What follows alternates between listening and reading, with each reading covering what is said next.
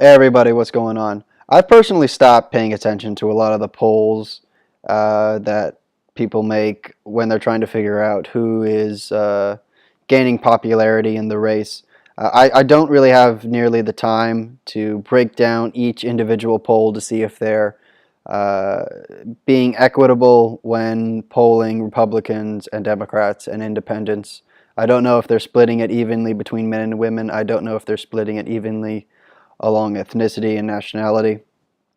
So I'm kind of in the I think the election has officially entered a true free fall mode, and it's a race between, you know, death by a thousand cuts, which is all the WikiLeaks stuff, all the Project Veritas stuff that's coming out on Clinton and the Dems, versus lies and slander. How many hits can the media really get in with their influence really diminishing, every day? I've said in an earlier video that the influence of alternative media and the influence of the mainstream media is a zero-sum game. You're either watching them or you're watching people on YouTube or people on Periscope or so on and so forth. And every week you see their numbers just keep going down and down. People are slowly leaving it behind, especially now since older people, the internet used to be a young thing, not anymore. There's plenty of people who are middle-aged, plenty of Gen Xers and baby boomers who are now pretty adept and at the internet, who understand how it works, and they're pretty comfortable using it now. So their influence is really waning.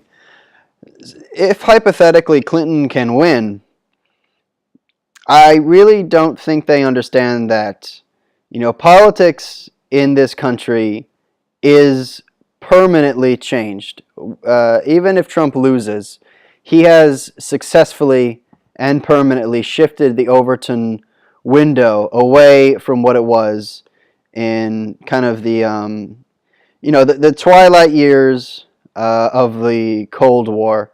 I like to put it, the interregnum period, where the Cold War ends, and for the last 25, 30 years, give or take, of American politics, we're still arguing kind of in that mold. We're still framing our political discourse along the traditional lines of right and left that we've been using since the Cold War ended, and which was the last time those lines were really, really relevant. They're not that relevant anymore.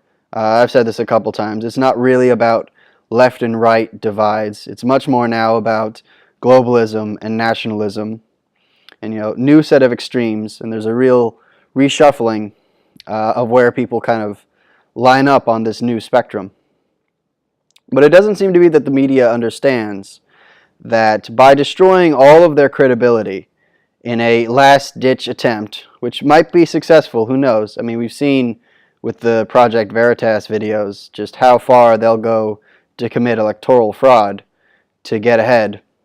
Maybe they've already done it. I mean, there's a bunch of voting machines set up all over the place that have, connections with George Soros.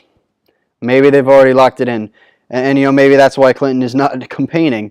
I was pissed off at the third debate that they never brought up that Clinton has not been seen, I think, in 8 days before her appearance in Las Vegas at the third debate. I think that's because, it's because they're drugging her up to the point where she can actually, stay focused and be cognizant during the debate. And then she needs like a week to retire. But this is, really starting to destroy her campaign. Lots of things are destroying her campaign, but this is definitely one of them. She's not out there talking to people. She's not trying to build that hard support. Not just the people who are going to vote for her, but also the people who are going to try to convince other people to vote for her. I think they would try to have one rally in between the third debate and the second debate, and like 55, 60 people showed up. It was barely anything. Meanwhile, Trump's getting tens of thousands of people regularly to show up at a rally a day, and sometimes 2 rallies a day with those kinds of numbers.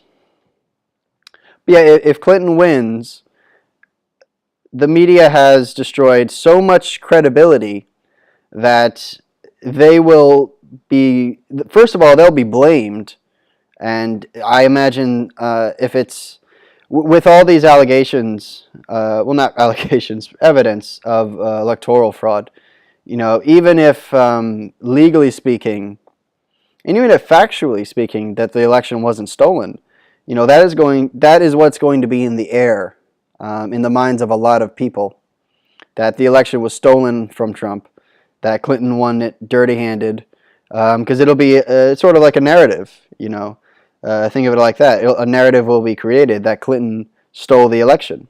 Maybe it's true, maybe it's not. I think that's how a lot of people are going to see it. And when the media, maybe tries to calm the flames of anger a little bit, nobody's going to give a crap what they say.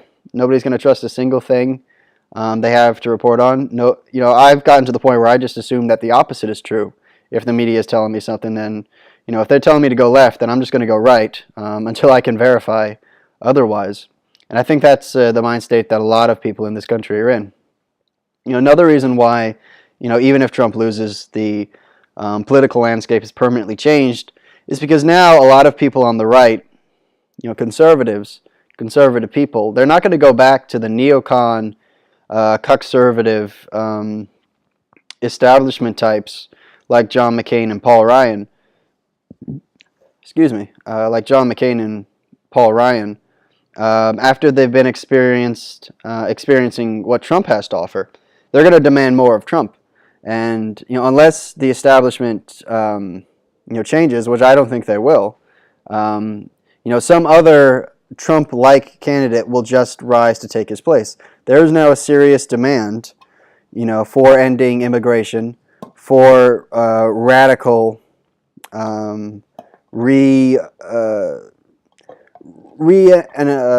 what's the right word?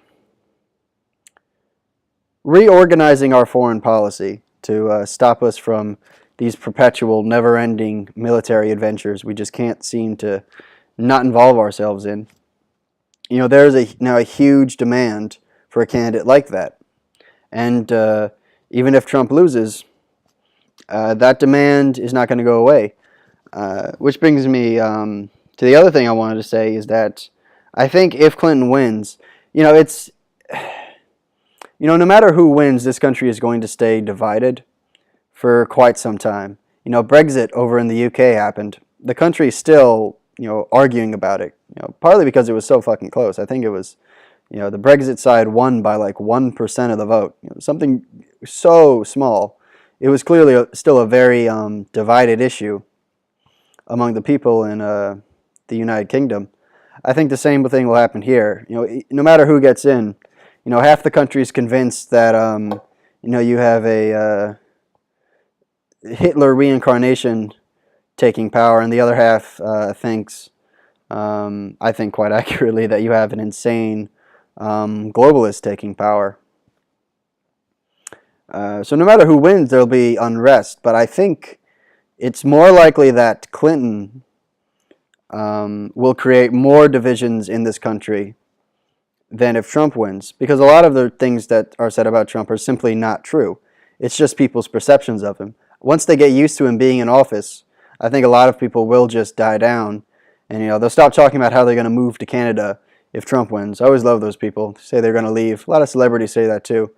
I wish somebody had asked them why don't they want to move to Mexico and see what their response is, because Mexico's not very good. But don't tell them that. Don't say that, because that would be racist. Facts are racist. Sorry about that tangent. Anyway, so I think Clinton would create more unrest, and the divisions would get even worse than if Trump wins, for kind of two reasons. One is the mass amnesty, which he's guaranteed. It will give the Democrats such incredible influence over the electoral college. On top of all this electoral fraud that they've been playing with, apparently. And it could potentially lead to making the country a de facto one-party state. I mean, they don't need to control every county in the country to have a de facto one-party state. They just need to be close enough. They just need 55 to 60%, and just lock things down along partisan lines, and they're basically in control perpetually. There really isn't anything that a Republican movement at that point can do. And I definitely think they will grant mass amnesty because I've said this a couple times, all the attention that's been now brought to immigration. I didn't realize immigration was that big of a concern until this election. I hadn't read about it that much. I'd always wanted, strong borders. I've never been an open borders sycophant, but I did not realize how much it was radically changing the fabric and the culture of this country. So they'll grant mass amnesty. That will enrage a huge proportion of the conservative base in this country. And what that will do is effectively lock them out, virtually speaking, of the political process. I think it would make, and I don't mean to be hyperbolic here, but we live in very uncertain times. I think we should try to be realistic here. I think real violent unrest could start coming from people on the right, because when you make peaceful change impossible, you make violent change inevitable. The one JFK quote I've said a few times, and I think that's a guaranteed. That's a guarantee if Clinton wins, because she will grant the mass amnesty, as well as the Supreme Court appointees, which I'm thankful last night that they did talk about. They'll start practicing this ridiculous leftist living document nonsense, which just means that they can ignore what the Constitution says and reinterpret it ad infinitum until it fits into whatever their particular mold is, whatever their particular ideology and social justice cause of the week is. So yeah, even if Clinton wins, that's about all I have to say. Even if Clinton wins, this country is not going back to the way it was. Our political landscape has made a distinct and now irreversible evolution to what it was previously. And I don't think anything the media does or tries to do to change that is going to work at this point. That's about all I have to say. Peace out.